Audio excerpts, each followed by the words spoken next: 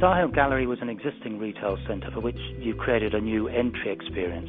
What was the main outcome you wanted to achieve with the redesign? From conversations with our client, YTL, they wanted more street presence. They wanted to take advantage of the very high footfall that's happening in that part of town.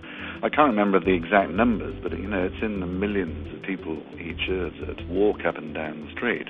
So we wanted to capture that. We wanted to capture the energy of the place and really try and engage more with the public realm. And really the facade is in two parts. The first part, which is a pavilion that sits on the side of an old gelateria called Laka Laka, that's like seen as a sort of a rock on the corner that was going to be a beacon for Starhill, and the rest of the facade was going to be left as it was. So you've essentially wrapped a new facade around the existing structure. How did you arrive at such a dramatic design for those new elements? The inspiration for that pavilion came from an exhibition that I was at the National Museum in Singapore, which was a fashion exhibition.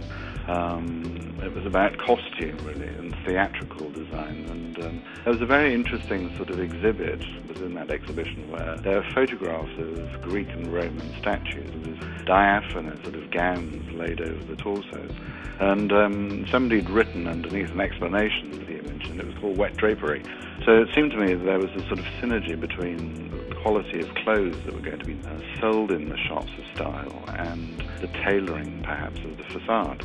And we tried to use the sort of wet drapery idea, albeit in a much more geometric manner. This looks like quite a complex structure to engineer and construct, was it? We had to come up with a design that sort of minimized the construction time to minimize the disruption. So we had to prefabricate quite a lot of the facade off-site and then find a method of clipping it onto the existing building that caused as little disruption as possible.